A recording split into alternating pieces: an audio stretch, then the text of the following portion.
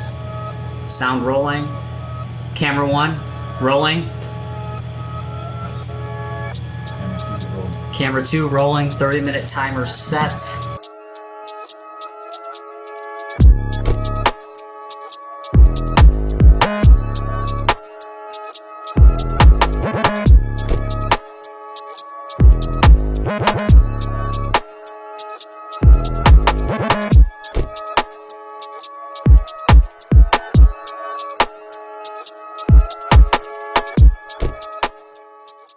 Sir. Thank you, sir.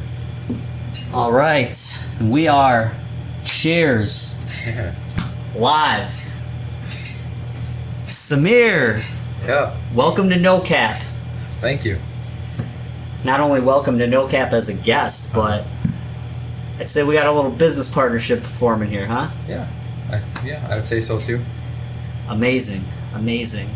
So, for those that don't know, Samir, we met. You casted me for, what was the title of this? Life of Isaac? Yes, that's correct. It was The Life of Isaac, and we shot it last year, around the summer, the start of summer. I think it was in May 2023, right? 2023. Oh, actually, Or was yeah, it last year, 2020, or 2 years ago, not last year. Wow, that's amazing. Where did last year go? Where did last year go? That's a great question, man. Yeah, so it's still, still early in my acting career, of course. Both of our careers, of course. But I came across the role of Isaac in Life of Isaac.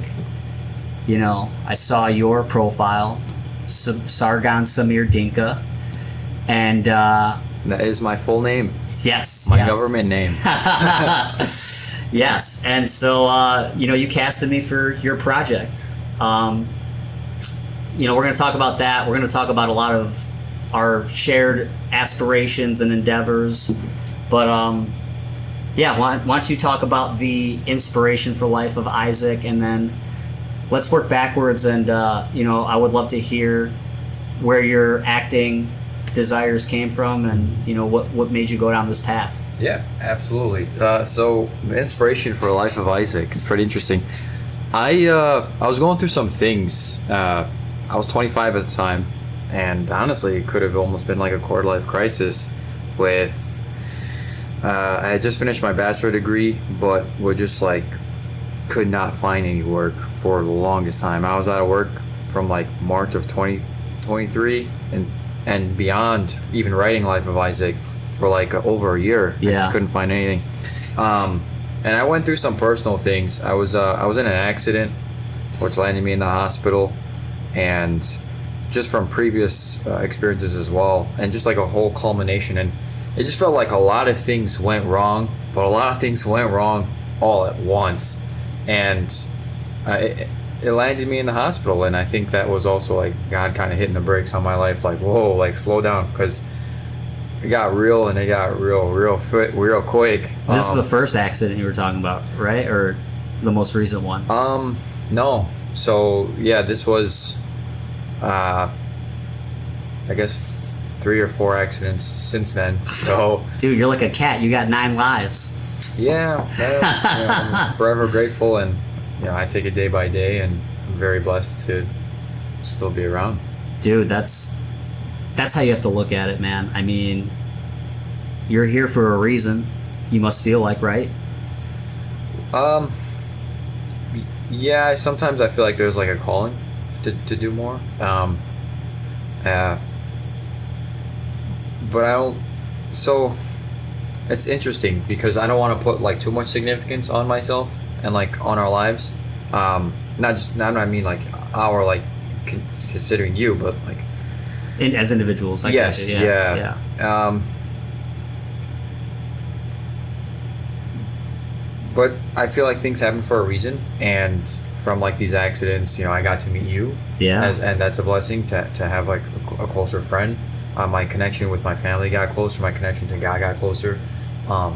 So there's always, I feel like, silver linings whenever people experience traumatizing or life-altering experiences. Amen, man. You said it best. Everything does happen for a reason, I believe. Certain things that happen to us, we're tested all the time, and beauty usually comes out of chaos. Yeah. I noticed when you cut your hair after that, you had the metaphor, kind of like a phoenix from the rising, a rebirth almost, right? And I believe that we're all constantly growing, being challenged, and then breaking through, in different waves throughout our lives. It's just like the metaphor of like how, a seed can't grow until it bursts through the soil, right? Pressure makes diamonds. There is no growth and there is no advancement without these challenges, and the fact that they can come as almost near-death experiences, not to go deep, right off the bat here, but it's, it just proves that God, I think, is ever present in our lives. It's that much more obvious when you have those types of experiences. But yeah, more importantly, it led us together. We met, first as a director, writer, to actor relationship, to, you're doing a lot of acting, running across the same people that I'm running into, and we're both kind of looking at pursuing our acting careers, but I know we got a lot of ideas that we want to bring to life ourselves here. Yes, that's very true. There are definitely, I feel like sometimes there's too many ideas and not enough time to work on everything. But to kind of go into Life of Isaac, initially it was going to be like a short film. It was like the final draft from 2 years ago. I think it was a little under 30 pages, 3 acts.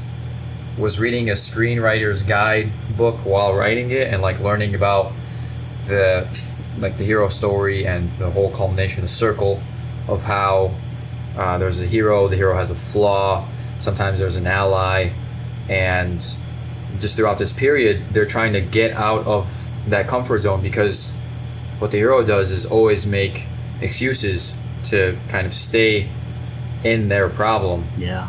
And the villain's there to exacerbate the whole situation. Villain can be physical or it can be metaphorical. Maybe it's like intrinsic or extrinsic. And it was, I honestly thoroughly enjoyed like that whole process. It took my mind off of everything kind of going on in my life at the time. Yeah. And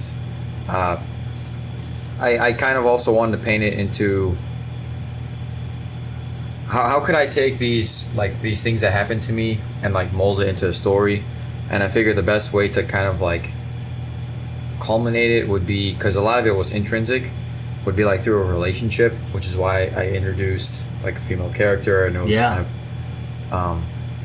like a romantic type of story. Yeah, I mean, I'll let you fill in the blanks here, but when I got the script, it was essentially this guy driving his motorcycle halfway across the country to visit his girlfriend away at school, and I believe there was they left on bad terms. He showed up, to kind of like profess his love, and then it ended up turning into a feud where he then takes off again. Refresh my memory here, because did they rectify it? I can't remember, because we did do a shot of her riding on the back of the motorcycle, so it was like a happy ending. I thought. I don't know if you ever got that film, by the way. I thought that looked really beautiful. I have the shot. I have the footage. Yeah, it looks sick. Oh, okay, yeah. For sure. It's so interesting that you remember all that stuff. So like your memory's phenomenal, dude.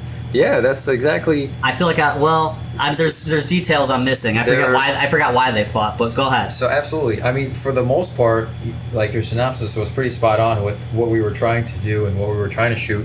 And since then, I kind of molded the story just in my brain of like what I wanted to do. Like when he's riding back, I want to put in like in Act 2 when he's riding back. Yeah. Like a bar scene, and this is where maybe he meets the villain. Not because we want to introduce like physical characters, so this villain's gonna be his alter ego and everything that he's like the opposite of him that he's trying to overcome, so he can grow. Like it's a coming of age kind of thing, right? Yeah. And I was just like, oh man, it'd be great to like. I already have this idea of where it's gonna be shot physically, and just like a really cool. If we could do like a bar fight, bar brawl type of thing, introduce like some slow mo in there, it'd be. And I've been kind of painting that picture in my head for some time now. Am I still gonna play Isaac? Yes. So yeah, people don't know. So this was we started shooting this. We were having more or less technical camera difficulties, and you basically put off the project. But I know you want to extend it into a much bigger script than what we initially had in just a 5-minute short. My thoughts are already spinning. I already got some ideas for your bar fight scene and the bike, and that would be really cool. So was that the first script you started writing? So that was the first script I started writing, and I've written 2 or 3 since. More of like a shorter one. One is pretty long actually, and I have like this other idea of this film called Network Coverage, which now that one to shoot would probably definitely network coverage. Is that because you work in cybersecurity? I kind of got an idea from it. Yeah, that one. You want me to kind of just a quick brief thing about it? Whatever you're comfortable with, yeah, go ahead. So like the villain, he's like running for office and he buys out a cell phone provider, and like he taps it and like listens in on people's phone calls, and he uses it to like know like where someone is by triangulating. So he's basically following around all of everyone else who's trying to win in this race. But he's like a spy. He's like using spy techniques. Yeah, and he's like using all this to like kind of politically overwhelm his opponents, and like through coercion and like finding their whereabouts, and like always like kind of like being where they're at, and like just being the bearer of bad news. And you know how they say like they can use like a Wi-Fi modem to identify like the Wi-Fi signals bounce off of objects in a house, and you can like recognize bodies that are in there. You can tell that. Yeah, I saw something like that. With the use of AI, they can kind of even recreate what's inside that room. Yeah, sounds like something this guy might be doing. Possible. Yeah. No, that's exciting. A lot of ideas there. I could tell you really like the like that action adventure genre, because that sounds like something that could be used in Heights. Not to name drop or yeah. Yeah, it could be.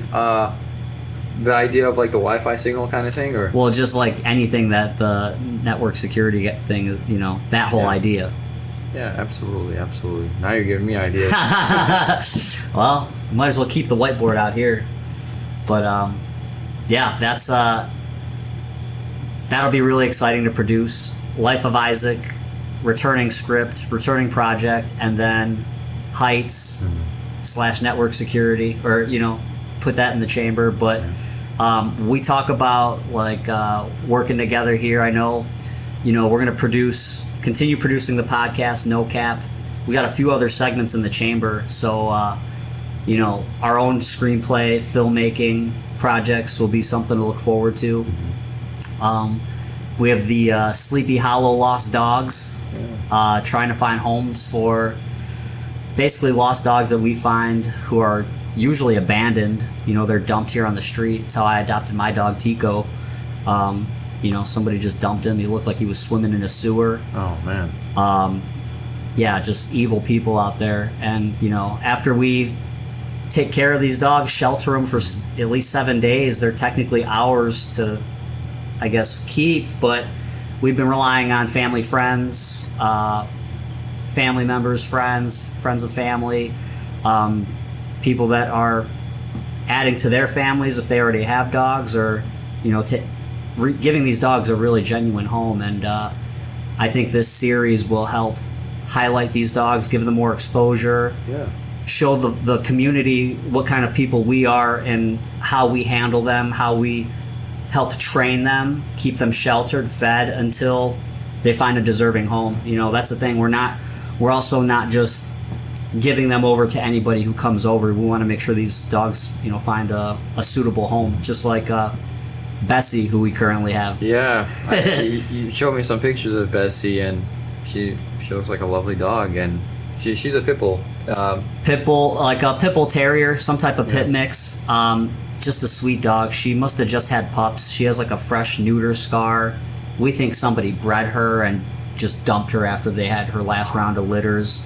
But I really feel like she deserves like possibly a home with kids, like a very family oriented household with a lot of love in it, and that dog will go to war for you. A pure protector and just loads of love, like most pit bulls out there, you know. Yeah. Well, it's interesting though. What I noticed from like the video that you had showed me, the dog seemed to be pretty socialized, like, and conditioned well to be like around people. Yeah. Which usually that's a good sign, because that's an indicator that when the dog was a puppy, that it was like with its litter for A, to be good around other dogs. Yeah, socialized. But also good around people, so that the dog as a puppy, met a certain number of people to have positive interactions with, to be able to go out and be like, oh, well, I know, like, I don't need to hold tight on my dog's leash because I know my dog's going to be good around people. Exactly. Like, she doesn't leash pull around other dogs. You tell her to, behave, she behaves. She's house trained, potty trained, crate trained, toilet trained. Yeah, all the above. And as I just got my dog, he's still a little bit of an animal. He's a wild boy. But if you look at my YouTube algorithm, it's all like dog training now. But I'm learning how to properly train my dog, and then transferring those skills whenever I go to, it's my turn to go walk the dog that we're taking care of. Usually it's one dog at a time that we find. We don't have a ton of space or resources, but because there's always somebody there, whether it be myself, my aunt, my mom, my cousin, someone's always there to help take care of these dogs until we find them a new home.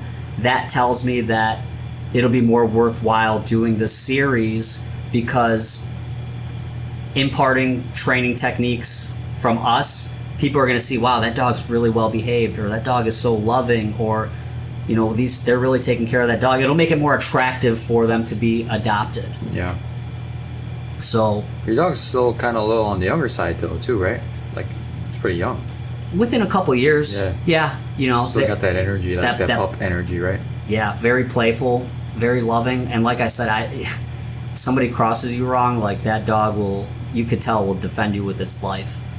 But that's how I feel. Like I feel very safe whenever I go walking at night with my dog, because I'll defend his life as much as he'll defend my life. You know what I mean? And that's why it's man's best friend. Yeah.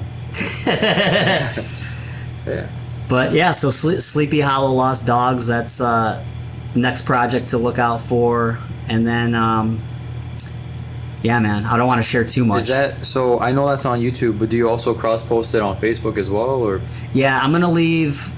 Because I'm doing this with my family, I'm gonna assign that responsibility to my mom or someone who has the network already. Because basically what we're gonna do is we're gonna have the page Sleepy Hollow Lost Dogs. I will share the YouTube series videos to that channel, and then as well as pictures and videos of whatever dog we're trying to help at the time. Yeah. We'll also share that to the other lost dog groups. There's Southwest Side Lost Dogs for the Chicago neighborhood, various neighborhood groups. There's the CACC, that's like the government organization for lost dogs. See, there's a process. When you find a lost dog, you have to report it. And so typically what my aunt or anybody in my family who finds the dog does is we'll call the police for one, say, hey, we found a lost dog. Yeah. Give basic information. It's whatever breed we think it is, location, time. And then we notify the local shelter, and then there's an email. I'll drop it here somewhere, but there's an email that you send the reporting of a lost dog, and then what they advise you to do is to bring it in at the shelter. But some of these breeds, like especially pit bulls, there's one we have at the shelter right now. It's like it's gonna get euthanized if it doesn't get adopted. So that's why we're passionate about trying to, after the holding period, find these dogs a suitable home. Now, with that being said, do all of them get euthanized, or specific breeds get euthanized, or how does that go? I don't know the specifics fully, but pit bull breeds, because I think there's so many of them, they can only hold them for a certain amount of time, and then they get put down. Wow. Yeah, you know, how numerous they are. I don't know if it's because of the reputation they have, which, you know, was dumb. They're the most loving. They're great dogs. I used to have Yeah. a red-nosed pit bull. Really? Yeah. For almost 12 years. He was 11 years old, 11 and a half, and he passed. He's just going through some things, and he ended up getting some like problem with some of his organs, and he just. It was like his time too. The vet say, like, you know, like, even if you were to do this, I don't remember the name of the surgery, but even if you were to do the surgery, he's pretty up there in age. Sometimes they can get to 15, but he's like, oh, that's a long life for a dog. it is. Yeah. Some breeds can live a little bit longer, but he said it probably wouldn't. It would probably be like another year, and sometimes when they do one surgery, there's more complications and something else comes out. Yeah. So, you know, he was a red nose, and he was a great dog. He was a very loving dog. Never really had any problems. He listened all the time. People would always come in like, "Hey, can I pet your dog?" Yeah, absolutely, you know. He wasn't the vicious killer like they portray him on TV to be. Yeah, dude. The dog's name was I don't know if you've ever seen like those memes where it's like you see a pit bull and his name is like Destroyer, but he's like with babies. Yeah. You know, it's like, wow, he's so vicious. Or he's very vicious looking rat, and his name is Tiny, right? Yeah. Well, you got to be careful, because I think when you name, like, if you name him Vicious or something like that, you got to think to some degree they're gonna pick up that personality. Like maybe the Tiny, the vicious Rottweiler, is probably a very sweet dog. Yeah. And then they have like a smaller dog, and its name's like Cupcake, and like Cupcake will like eat you alive. If I had the chance to or something. My grandpa. Have you ever seen that? My grandpa, shout out Papa Chuck. My grandpa had a Chihuahua from Mexico. His name was Cujo. What's that mean? Do you know? Cujo. I don't know what it is. The Stephen King book. It's like a horror movie. It's about a killer dog, basically. Is it? Yeah. Oh, okay. Yeah. Oh, wow. But yeah, just there you go. Cujo. Yeah, so Sleepy Hollow Lost Dogs. Anybody out there that is considering a dog, you know, we find one every week. We could probably find a dog a day if we were really out there looking. So just something to keep in mind. Because I had another question about that. So, like, in the area predominantly, do you get a lot of pits, or is it like a lot of mix, or how is it? Well, my dog is certainly a pit mix. He's I'm convinced he's pit bull crossed with either a shepherd or more a collie. I think he's like a collie pit bull mix, which is really cool. That's like, you know, $700 puppy. We just, you know, somebody posted on one of the Facebook groups this dog in a backyard, and I guess the woman was like, someone just dropped this dog in my backyard. So my aunt went and picked him up. He was filthy. She said that he looked like he was just rolling around in the sewer. He was like, he never had a bath. So they cleaned him up right away, took him over to my grandma's house, which is, my grandma has an empty unit. Is she nearby, like in the area? Yeah, right down the block. She has an empty unit, so like we've been helping whenever we have a dog. Like there's a kennel in there, and so at least we shelter them. But this dog, man, he's so strong and so hyper that, you know, my aunt, she just had like some physical rehab, and my mom, she's got arthritis. This dog's pulling and yanking. Oh, so they can't walk him. No, not at all. And so I was like, let me go take him for a walk. And I knew he was wild, man. He's like just leash pulling. He sees another dog. He almost does a backflip. He gets so excited. Jeez. But very playful, not aggressive. Like he just wants to play. And so I was like, let me take him and see how he is with my cats. You know, that didn't really go over too well, but there was something about him. I was like drawn to him. I was like, let me keep him for a few nights. Mm-hmm. That didn't even go well. Crapped in my kitchen at 2 a.m. one night. Which I read they do that like when there environmental changes and stress. Makes sense. I mean, yeah, he was going through a lot, but after that 4th night, I realized I was getting up earlier because I had to walk him. I had to really dial in my schedule around his walks and making sure, he was taken care of, and his feeding schedule. And I kind of noticed, I was like, wow, this is almost like taking care of a kid almost. But it was bringing about positive changes in my life. So I was like, it wasn't more clear to me at that point that, he was sent to me by God, basically. It was the right timing, because if you had asked me, I was not ready for a dog. But, it's all about timing, right? Yeah, sometimes the circumstances happens like, well, and then you may have not been ready, but, I mean, you were preparing while having the dog. And exactly. And it just lines up. So if you're not sure about a dog, you never know. It might change your life. Now, how is the dog and the cats now? Are they kind of better, or? So, I mean, he always just wants to play. So, like, he's trying to, like, get in their face, and, he wants to he gets them all riled up. He's like that, right? Yeah. And then they'll swipe at him, and he's smiling, he's just loving it. And I think the cats are still a little bit territorial.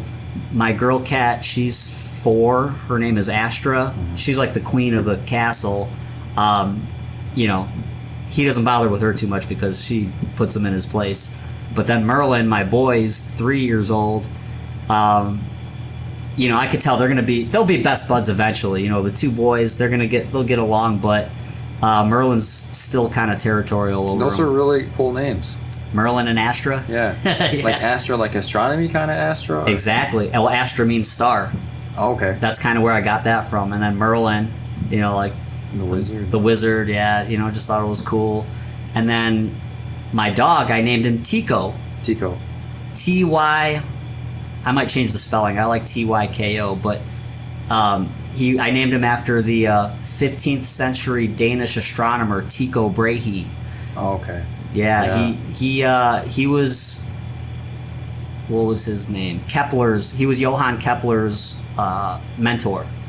And I forgot what he was known for the most, but I think he had identified a lot of some major constellations at that time. But funny enough, my dog Tico, he's got brown eyes. One eye is dark brown and one eye's like a lighter shade. And I just make the joke, like, one eye's lighter because he was looking through the telescope too long. Too long? That's a good one. Yeah. So what do you think, man? You ready for a dog or what? So, like you said, they're a big responsibility, and they are like raising a child. They're like a 4-year-old that never grows up past 4 years old, or 5 years old. That's like best way to kind of you can't take a dog home and you can't return it. There's no return policy. No, I know. And then sometimes just shared space. I live with my brothers as well, and some days they might be okay with it, some days they may not. If they want to bring people over, and the dog will be nice with the people, but maybe it becomes more of like a hassle with them. Yeah. Timing, man. Like we said. I think if I'm a little bit older and more independent, living on my own, probably. But I wouldn't have one because, like, the dog's going to get depressed when you leave and you're gone all day. Dude. So you got to have, like, at least 2. I agree with that. Yeah, it's like if I had to lock my dog in a cage for 8 hours a day, I would not have a dog. And so that's actually some of the questions I think we would ask people to kind of vet out the owners, like, how often are you going to be home? Do you, are there kids in the house? Like, just to get people thinking about the commitment that goes into pet ownership. Right. That ain't a pet, man. That's family. Yeah. Yeah, no, it'll be a good thing, I think. But as far as film goes, I think we're gonna, especially with this podcast, there's a lot of, the guest list is growing. Mm-hmm. Some people I've already had on, really want to start building this community in, like, the film scenes, especially the independent Chicago film scene. Yeah, Chicago has a lot of nice places you can shoot at, and, like, the city, but also in the suburbs of Chicago. Yeah, there are a lot of beautiful places one can shoot at. So I actually put a post out there on Backstage for this project. Oh, shout it out. All right, what is it? It's the Heights Project, and yeah, I've been learning about it, trying to get the technical side of things down. I did a little bit of tech in high school, but it was more of like some of the light stuff. Yeah. Oh, time out. You want to do another reset the cameras? Time out. Quick break. It's going to be our first project we shoot, basically. I have some concerns about it. Tell me. So I have to get the camera. Not really a concern. It's just a matter of getting it. I already looked at some of the text of like the technical details of it. Yeah. It's gonna be like a mid-grade type of indie filmmaking, more like student filmmaking kind of budget camera. Sure. You know, it's not gonna be like a $10,000 or $15,000, maybe, or like $50,000 camera. Maybe next year. Maybe next year. But it's pretty decent, and my concern so far has been like more of the audio side of things, not necessarily lighting or camera, but more of audio and trying to find someone who's good with sound mixing and just getting boom operators in. Yeah. Because I don't have that equipment. I have everything else, and I feel like that I don't want that to be my point of failure. Like everyone's here, everyone showed up. Yeah. Like boom ops, fucking. Well, you know. So I'm a little concerned about that. let's not put the cart before the horse. You know, I think it's probably better if we perfect the script and the screenplay, know all your shots beforehand, and then the crew and the production side will fill in it, you know, when that's ready. Yeah.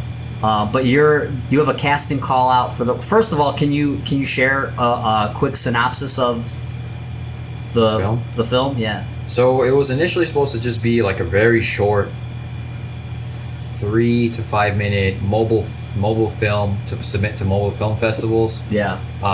Maybe get a mobile film award, and it kind of spiraled from there. But essentially, the man is in a fallen alliance that kind of works within the realm of the underworld.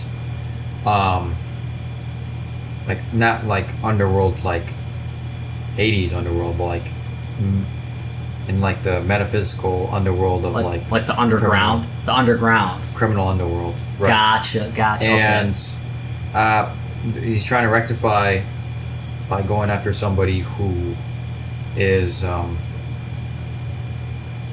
causing like a commotion in the town, and like the client who.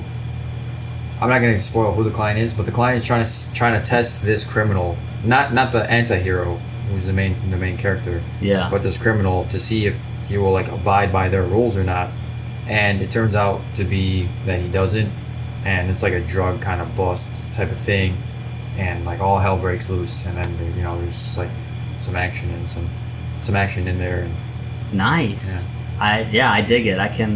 Reading the screen, I can kind of see it play out.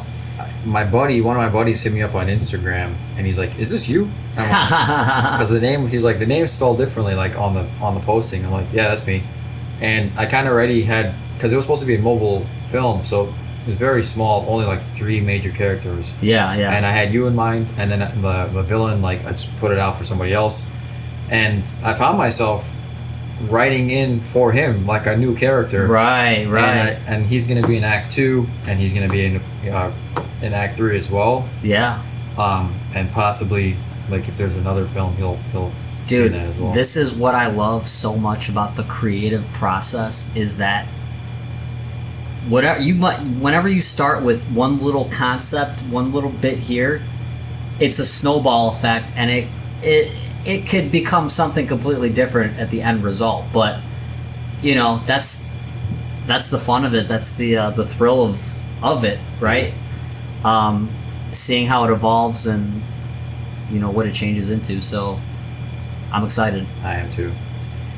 I started writing a script,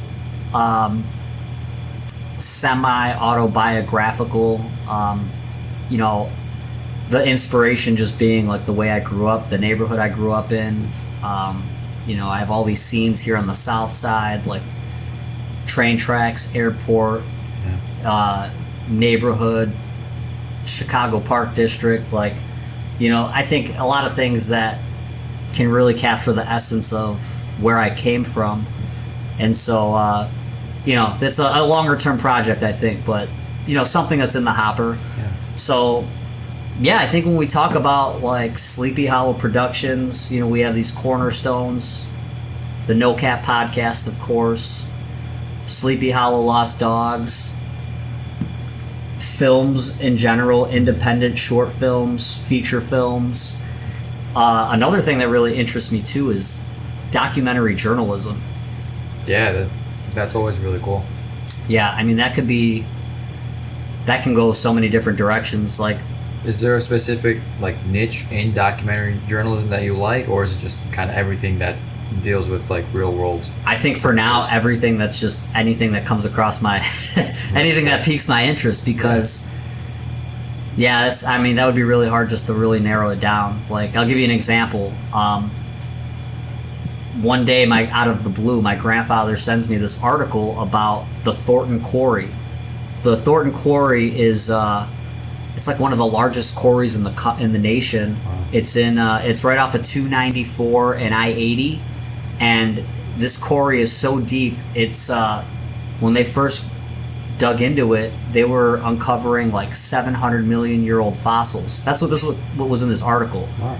And there was like one anecdote about like a pickup truck picking up so many fossils or so much like, you know, stone and stuff that I don't know, like the tires were flat, it could barely drive away or something like that. And so I was like, this was in the summer. I was like, I want to go. I've driven over there. I was like, but I really want to go check this out. Yeah. You know, I'm looking online to see like, is there a way to like visit the quarry? Like, that's a thing, right?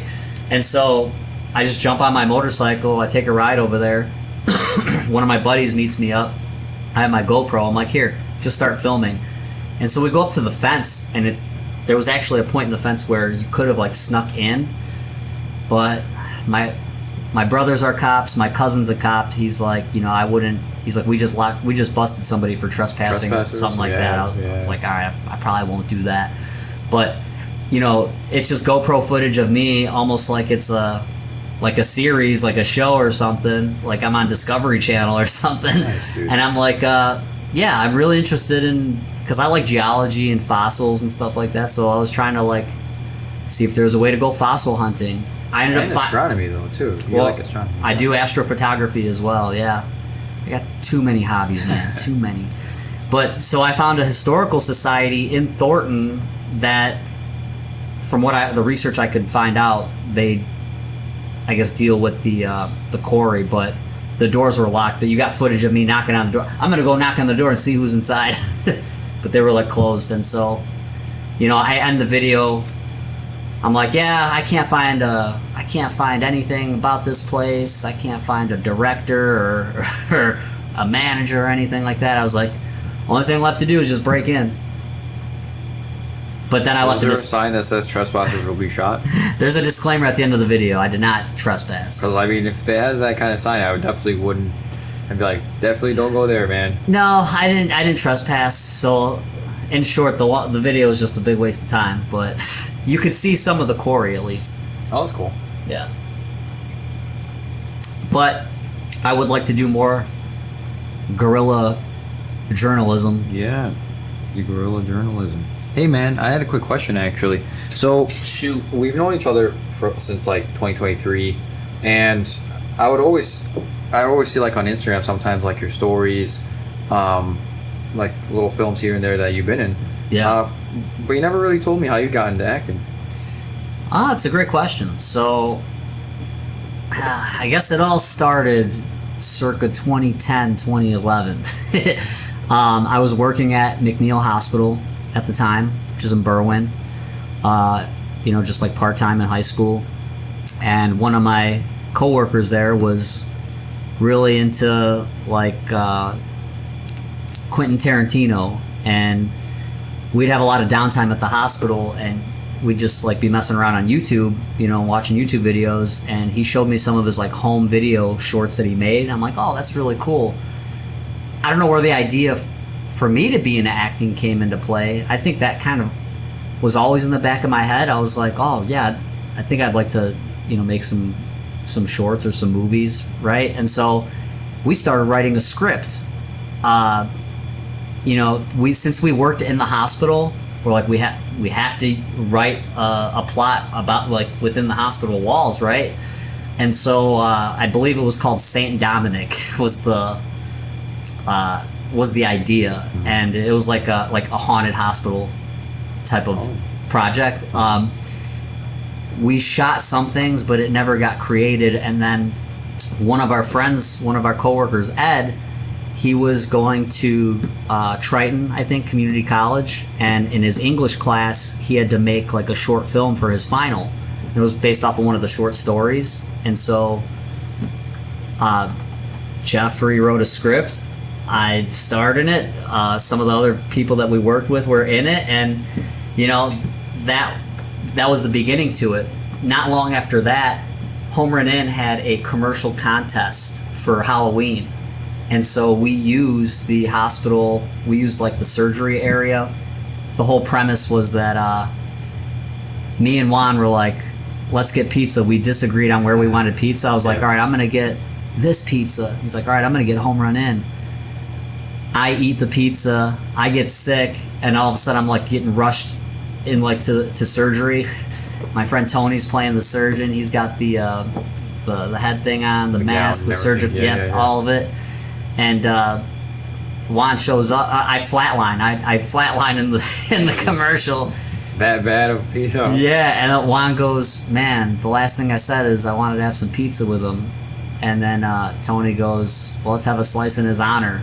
They pull out the Home Run pizza, and then the smell, you hear the heartbeat coming back. Beep, beep, beep. What's that smell? And then it's all of us, Home Run and pizza. Then it cuts to me. One slice will save your life. That's really clever, man. We didn't win anything, but I thought it was brilliant. I thought that sounds really clever, man. So, Jeffrey Arias, he was my second podcast guest. And so if you go and watch the podcast with Jeffrey Arias on No Cap, I put the links to those videos of all those projects we did in the description, so you can check them out. But yeah, that's where it all started. I went away to school, came back, started working full time. It wasn't until 2021, I was working full time at talent.com. It was, my inside sales, tech sales job was going really well. And, I was having these moments where work is going good. I feel successful. Things are going well, but I still felt like unfulfilled. Something was missing. Something was missing. Yeah. And you know me, I have all these crazy ideas and aspirations that there was no creative outlet. And so I always thought about that filmmaking again, acting. And I enrolled into an acting school. I took 2 8-week beginner acting courses. And from there, I just, And how was it? You don't have to name drop where it was, Yeah. but was it a good experience? Was it worthwhile? It was a good it's not a place I would go back to, but the people that I met there made it a good experience. I had a really good acting coach that, I could tell he knew what he was talking about. He knew what he was doing. Mm-hmm. And, it was interesting. He left after my first 8 weeks there, and then the next class I took, the next 8 weeks, was not that good of an experience, so I left. Oh. But then I never did anything else with it. And so I want to say 2 years. Yeah, 2 years go by. 2023 comes along, and it's it's March, mid-March 2023. Again, I'm having these same feelings at work. Things are going well, but unfulfilled. So I hit up my old acting coach. I was like, "Hey, are you still at the school? I'm thinking about coming back." He goes, I'm not teaching anymore. I'm kind of focused on my own career. He's like, but I'm doing private lessons. I was like, let's meet up. I'd be interested. I want to get back into this. And so we meet up for a coffee, and I'm saying, so yeah, if I want to take this seriously, what do I need to do to become a working actor? And he goes, well, in your current situation, this is what you do. We need to get some headshots done. You need to pick out a monologue. You need to nail down a monologue, and we'll record it so you have some type of demo, to have. Okay. Put together a resume, and then get on backstage. He's like, you're going to apply to everything you can.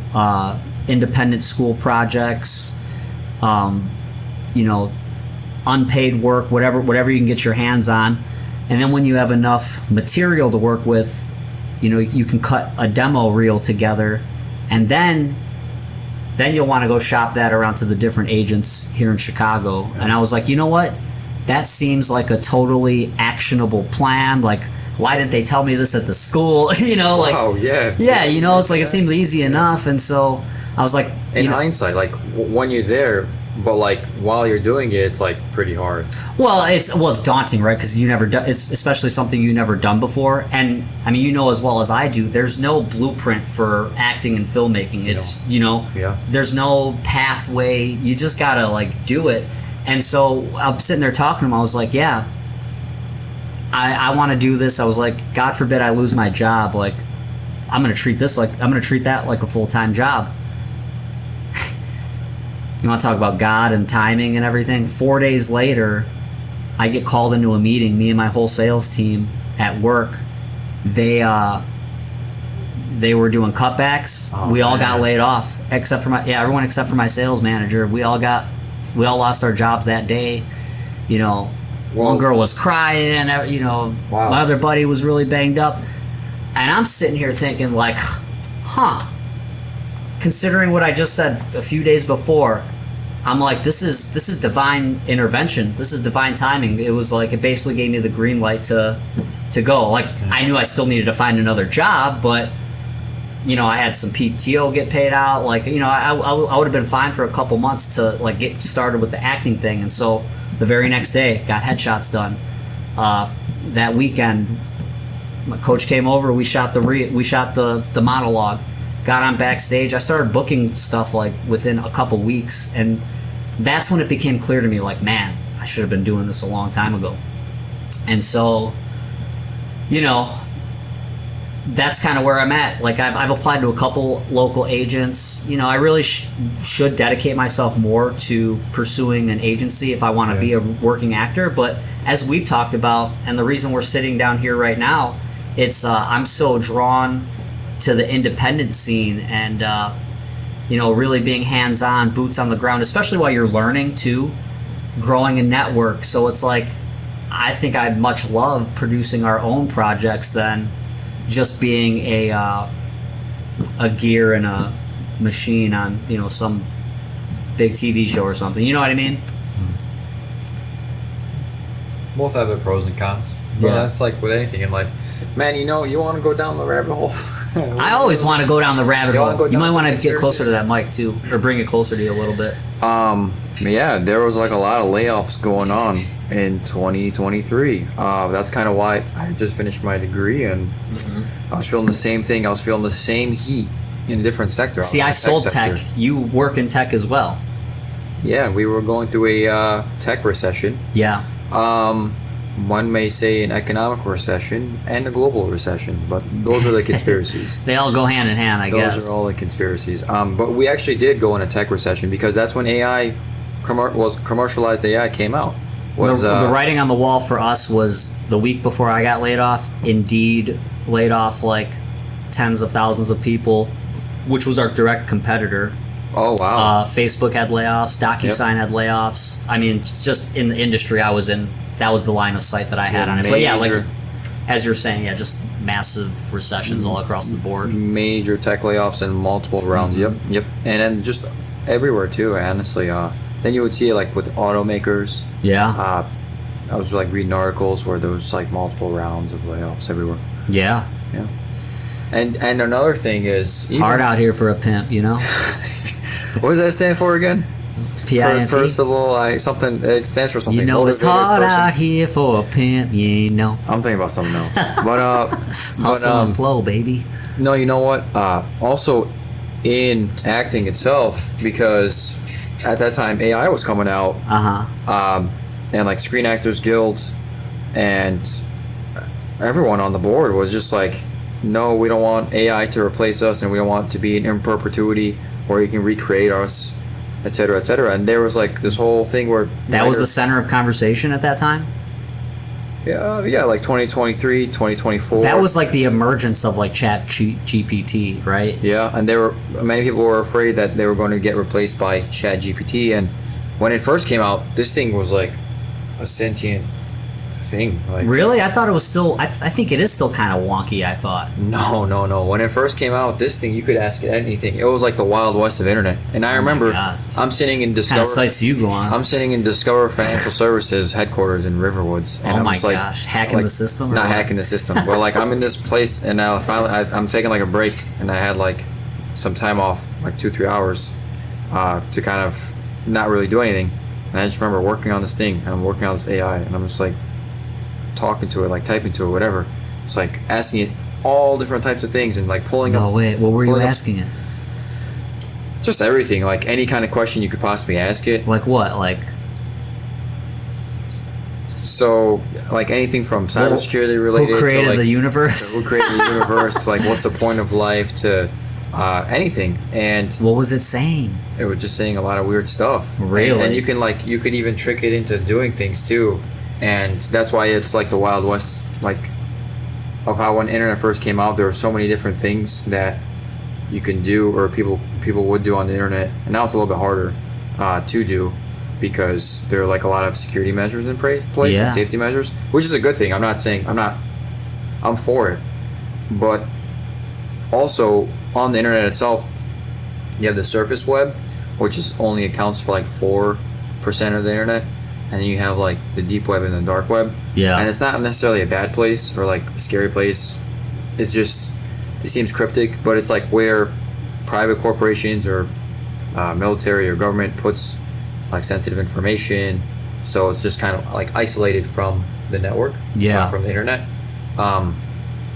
So you can kind of like picture that this AI model kind of didn't directly have access to that information, wasn't privy to it, but Right.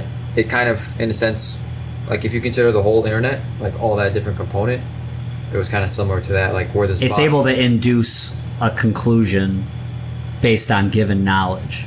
Is that what you're kind of saying? What I'm trying to say is like, okay, if the whole internet is like 100%, but we can only access like 4 to 5% of it Yeah. on the clear web, then this chatbot, we could access it at 100%, but now we can only access it at 4%. Oh. I don't know, man. I think AI is where the line gets drawn in terms of our advancement and evolution, if you can even call it that.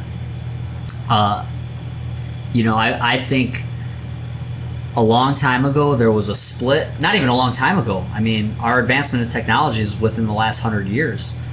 But I believe that we were probably evolving in a way that is more appropriate for our species, or the way God intended, and that would have been through like spirituality and consciousness as one evolutionary route.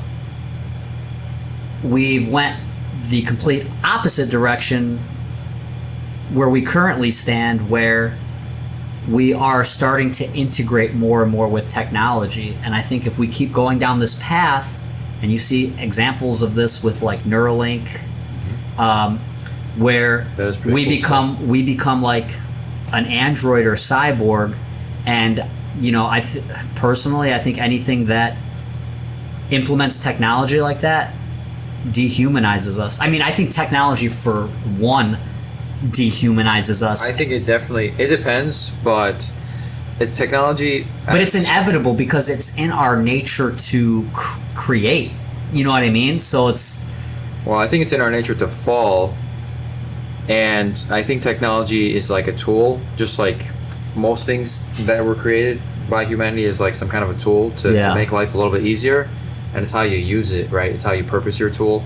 But I agree with you that there should be limitations set, though, because it does Go on. desensitize us a bit, like as to like what's out there or what people can see. And well, look at society now. We're all so overstimulated because of how fast we receive information. oh yeah, There's people out there that think they have ADHD when they're just conditioned to be off the phone for a little bit, and Yeah. they'll get better. I mean, yeah. I mean, I'm not a doctor, but no, this is why like meditation is like, I think, so important, and unplugging is so important, because yeah, the way we're going, it's like we're going to be a walking android at some point. I almost feel like movies like The Terminator and The Matrix. Skynet. That's like a documentary, man. That's Well, it's like in your hidden in plain sight. Is the term they use. Some people say like predictive programming, or like predictive programming, hidden in plain sight. I mean, it's science fiction within the realm of fiction, within the realm of nonfiction, because it is technically a possibility. Yeah. Like now, it just took so many years for it to transpire. But again, it may be just be like, if it were to happen, like one fork in the road for humanity that humanity can take. I think a product of AI, especially when we talk about it becoming sentient, I think maybe AI isn't the result, but there's always this conspiracy of the New World Order, right? A one world government.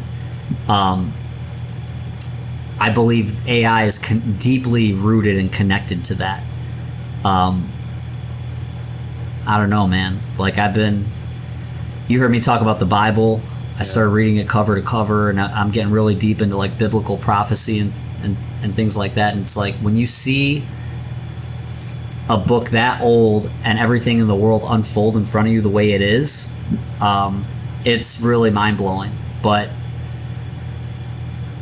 yeah, I don't know. I don't know how to feel about it. I don't think it's a good thing. I think we're all stacked on top of each other, living in cities. I think we need to get out in nature more. The free ions in natural environment, when you're away from the 5G and all the cell phone towers, radio waves, the radio frequencies. Yeah, like all this EMF. Like we need more like nature healing, I guess. Yeah, that's the truth of it. Growing up in a concrete jungle my whole life, and then visiting places like Alaska. I mean, there's a whole world out there, man. Yeah. And this world is gonna, this world is gonna remain. The sun's gonna rise, the sun's gonna set. Oceans are gonna shift. The poles are gonna shift. Yep. Solar flares are gonna wipe this whole planet out, and it's gonna continue on. But I don't know where I'm going with it. It's just I think Mother Nature will heal itself if humanity was to cease to exist. I mean, yeah, but at the same time, with this idea, so everything you're saying is great, and it's actually a possibility depending on how things go. Yeah. We live in a capitalist society. There's nothing wrong with capitalism. I like capitalism. I think everybody likes capitalism because more productivity and more advancements in technology and society come out from the fruits of capitalism. I don't think we're doing it right. I think there's a more efficient way to do it. Like everybody needs to do something to generate merit, right? And now, would you say merit and or productivity? Yes, because like that would be like currency. Because I think so too. Because what I mean? There are people who can be like very productive, and you see it so many times. People say it all the time, like you can be productive for so many years, but like not get paid or not, find success. But like if there was a way to actually gauge productivity, like someone doing things and rewarding them for doing things, I think that would be like interesting way to run society. Well, we all listen. Nobody is meant to just sit and do nothing. Right. That you might as well. Wow, I don't know if you should go and tell people to do that for just sitting around. Well, you have where is fulfillment in your life? It's a waste of a life, or it's wasted talent. It's we all need something to keep us busy. And yeah, you should do things that you love, and you should be able to make a living by doing things that you love that also contribute to society. It's just like when you have the system, the economy, the reserve, all that, like there's obviously corruption in that. And I think we're too far gone. I don't think we'll ever get there until, the end of this life, the end of this world. Well, there's a speculation that we may be entering a post-capitalist society. Yeah. Because of the introduction of not just post-capitalist society. Mm-hmm. I gotcha. With the introduction of like robots and AI. AI can make people's jobs I don't more want efficient. it. I'm waiting for the rapture, man. I'm ready for it. Get me out of here. It depends. It honestly just depends. I mean, because here's the thing that I noticed like a couple of years ago. If like especially with corporations now, Yeah. if you have population but only 10% of people are making money, and you're a corporation, you're gonna stop making money. You're gonna enter stagflation. Yeah. So yeah, there is a speculation that we may enter a post-capitalist society with this introduction of like AI and robotics. Not necessarily AI because AI has been out now, but robotics, which will displace like a lot of people. And like, what are people to do? And there might be an existential crisis and growing pains because, like you said, people need things to do. Like they have, especially here in the States, like when you ask someone like, you always ask, what do you do for a living? That's how people identify. Yeah, right. So there's going to be some growing pains, some existential crises. But with that being said, I think something beautiful can stem out of it because there have been so many golden ages for humanity in the past. And every one of them is rose and fell, right? I mean, everything's cyclical in nature. Yeah. Our brains are supercomputers. It's not good for them to not be busy. You know what I mean? We're geared towards complex problem solving, and that's my theory, is that God created us to create. His creations are creators. We're not God. Don't confuse my words, but we do inherit that trait from our Creator. We are created in the image of God. Absolutely, right? amen. Right. Amen, brother. You got it. And you know, whether you're an artist, an AI engineer, you know, a civil engineer, an architect, a painter, a musician, we're all creators in some form or fashion. And you know, this is one thing I want to inspire in people to discover, especially like, you know, kids or, you know, people that are still trying to figure out what they want to do, is like, go back to those passions you had when you were a little kid. Because I feel like once I turned 30, I picked up all those things that I loved as a kid that I lost them at some point in my life. And, you know, yeah, you got to go do what you love. Like, you know, even this isn't a job or profitable yet. But you like that felt, like I said, when I talked about my job, I was successful, making money. I had no reason to be upset about anything. But just lacking something. Well, all this in here and in here needs to be expressed, and I feel like everybody has that. They just need to find it. They need to find that, the inspiration to create, you know, and whatever form or fashion that may be. Well, self-expression is I think crucial to human fulfillment. Yeah, and maybe like to find their purpose or what is it that may drive them. And I want to actually like circle back to this idea, you know, when this stuff happens and like when the robots, you know, inevitably come. Yeah. It begs the question. So in capitalism, you measure the success by like how much profits a company generates. Yeah. But what happens when only 10% of people in the world or in the society are generating money because everyone else gets displaced? They don't have jobs. They don't have money. You'll inevitably enter a period of stagflation. And then what is money, and how do you measure success? And that is a scary idea because it's a possible thing too. You know, and as much as I'm for capitalism and, like I said, merit-based lifestyle, I almost think capitalism can't work because of human greed. You know, we're greedy by nature. And which, you know, that's just scratching the surface when we dig into conspiracies. But you know, the fact that we're greedy by nature, that's why there have been kingdoms that rose and fall, kings that, you know, ruled and then didn't rule, and then that's why there's so much corruption in authority. Right. No, but you know, at the same time, that's why rules exist, and that's why laws exist to kind of weed out not just greed, but any malpractice that may occur. Yeah, but it still occurs, doesn't it? It still does. It still does. Yeah, it's, you know, like I said, we won't fix the world's problems. That's what I'm saying. No, like, I don't know. That's way above my pay grade. That's not what I'm going to be doing. You know, I I think a good way to wrap this up. It's like, you know, I've thought deeply about what is the purpose of life. Mm-hmm. You know, for one, I think the purpose for every human is to seek God first. And that's a journey with varying different levels, with so many ups and downs. Like, I said this earlier, I don't think anyone truly finds God. I think everyone is just constantly seeking God, or at least that should be the objective.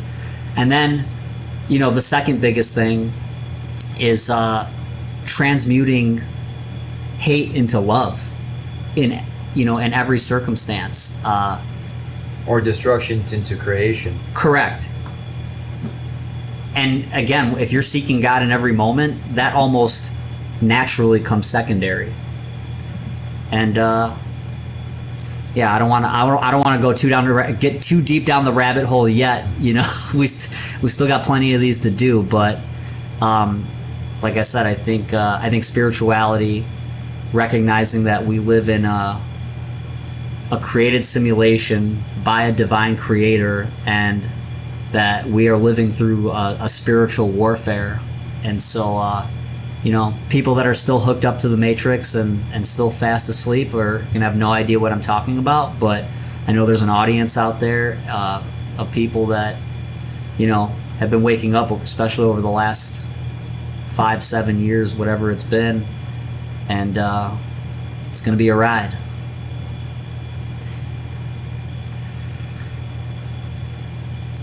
Well, Nico, thank you very much for having me on your show tonight. Well, welcome to the show, man. It's going to be a good season. Any last words? No, man. Just leave it at that. It was a great conversation, and thank you again for having me. Well, dude, there's going to be plenty more. You know, you and I are going to be partnering up on a lot of these things, so look forward to Samir being a regular on this show, and look forward to the short films we'll be releasing later this year. Yeah. And then, do you want to plug your Instagram or any social network, or we'll tag you? We'll tag you. Sure, yeah. And then, yeah, my Instagram is going to be my full name, Sargon Samir Dinkha, with the one. Because Sargon Samir Dinkha was the only one. And yeah, you can find me on Instagram. You can find me on Facebook. I'm on LinkedIn as well. If anybody uses LinkedIn, no. Yeah. LinkedIn's pretty good if you're hiring for any tech jobs out there. Yeah, Samir, I'm his number one referral. Right on. You'll get a commission. That's right. Hey, let's go. Cool. All right. Till next time, folks. Good job.